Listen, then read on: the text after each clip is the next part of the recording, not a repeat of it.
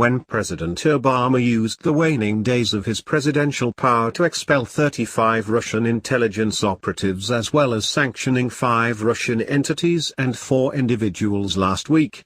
He said his actions were a necessary and appropriate response to efforts to harm U.S. interests in violation of established international norms of behavior. His claim that Russia's actions were planned and executed to interfere with the U.S. election process was based on a joint analysis report, JAR, by DHS and the FBI released the day before Obama's sanctions of Russia. But is that report correct? There is little doubt that Russian hackers have been involved in both cyber espionage and cyber sabotage against the United States in the past and probably in the present. In early November 2014, The New American reported on Russian hackers, likely state-sponsored, hacking the systems of the White House itself. That hack, which was discovered by an unnamed ally of the United States, resulted in many computer systems in the White House being offline for days while the software used in the attack was removed and passwords were reset. A week after reporting on that hack, The New American reported that Russian hackers, again, likely state-sponsored, had penetrated critical systems in the United States that control vital parts of the nation's infrastructure, including complex industrial operations such as oil and gas pipelines, power transmission grids, water distribution and filtration systems, wind turbines and even some nuclear plants, and infected those systems with a piece of malware dubbed Black Energy. As we reported then, the malware would allow hackers to remotely shut down or destroy these vital systems, creating chaos and causing untold damage to not only our infrastructure, but also our economy.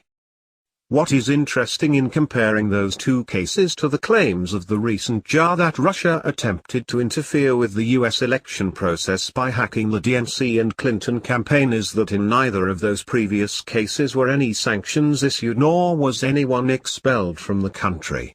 To make that comparison stand out in sharper contrast, it should be noted that one of the tools the JAR claims was used in the alleged election hack was Advanced Persistent Threat, APT. 28, the very same tool that was used in the White House hack. As this writer wrote about the White House hack at the time, this is not an isolated incident. Over the past several years, Russia has been responsible for multiple, sustained attacks on computer systems belonging to governments and security firms with government contracts. According to a report by FireEye Incorporated from the Wall Street Journal, the report is one of 4 recent assessments by cybersecurity companies, buttressed by reports from Google Incorporated and U.S. intelligence agencies, pointing to Russian sponsorship of a skilled hacking campaign dating back to 2007.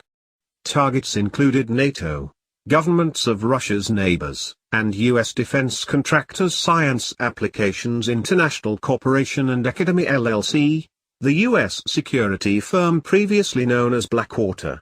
FireEye has dubbed the cyber weapon used by the Russians APT-28. And the types of information Russia is targeting would give it a military advantage in the case of conflict.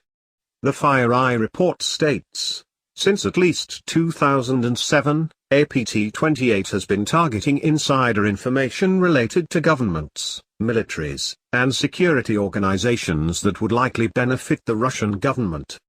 It's much like the old strategy of football teams trying to get their hands on a rival's playbook. If Russia knows the strengths and weaknesses of other nations, it would be in a better position to act aggressively. APT-28 is a spear phishing tool which, as the JAR explains, is known for leveraging domains that closely mimic those of targeted organizations and tricking potential victims into entering legitimate credentials. The JAR goes on to say, APT-28 actors relied heavily on shortened URLs in their spear phishing email campaigns and that the hackers using APT-28, along with another tool known as APT-29, set up operational infrastructure to obfuscate their source infrastructure, host domains and malware for targeting organizations, establish command and control nodes, and harvest credentials and other valuable information from their targets. Spear phishing is a more focused form of phishing, An email attack used to fool people into clicking a link they believe to be legitimate, but which leads to a fake address.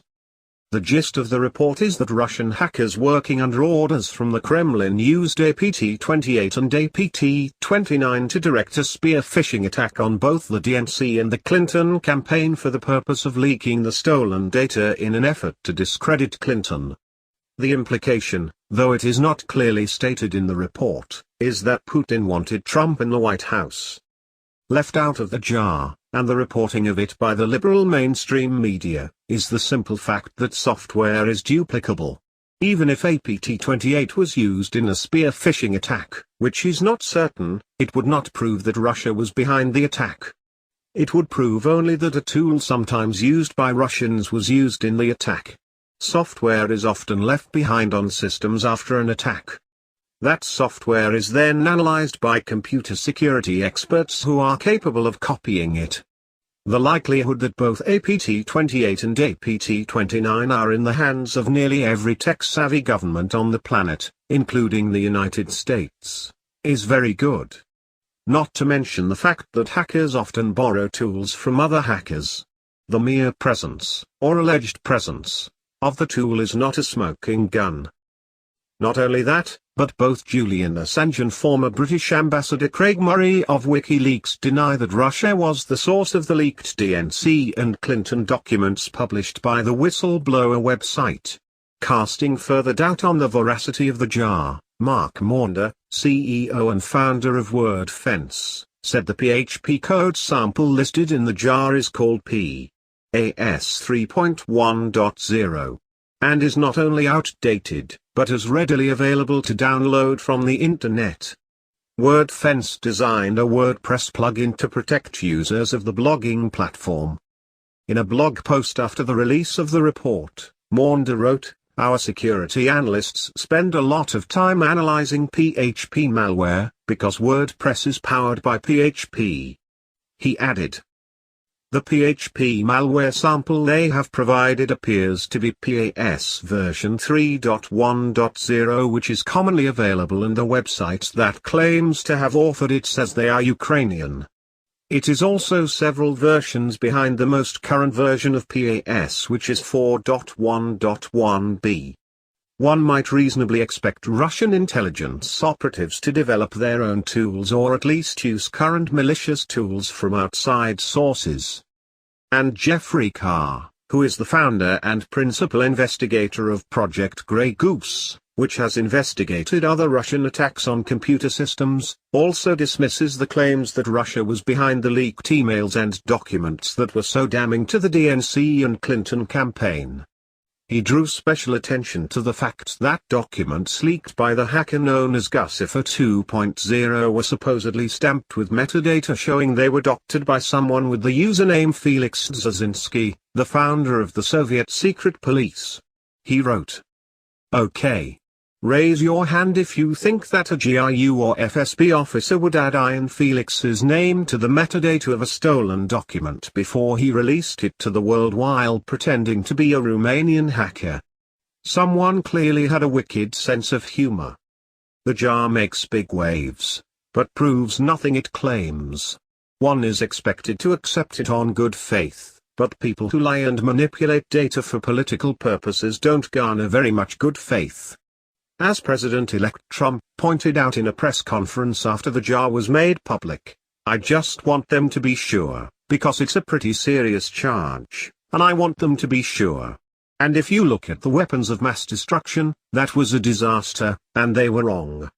It is now known that when the intelligence community stated that Saddam Hussein had weapons of mass destruction, it was a political ploy to involve the US in a war in Iraq, which the American people did not support. This appears to be more of that. Remember that when Russia was the prime and obvious suspect in both the White House cyber espionage attack and the Black Energy cyber sabotage attack, nothing was done. And yet now, with little more than a veneer-thin film of evidence to point to Russia, President Obama is bringing the full weight of his waning presidential power to bear against Russia. It is apparent that this is purely political. Even the way it has been reported has served those political purposes. while the intelligence community has only claimed that Russia was behind the leaked emails and documents. The reporting of the liberal mainstream media has created an impression that has caused 50% of those polled who say they voted for Clinton to believe that Russia tampered with vote tallies in order to get Donald Trump elected president. Going a step further than even other media outlets, the Washington Post got caught up in the Russian feeding frenzy and found itself in the position of having to retract a story about Russia hacking a Vermont utility.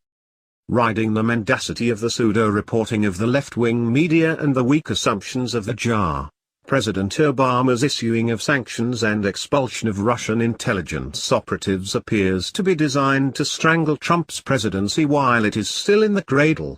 By taking such audacious action with less than 1 month left before he turns the keys of the White House over to Trump, Obama puts Trump in the position to either reverse that action or let it stand. Either way, Trump may appear to confirm the accusations of Clinton and others in the DNC that he is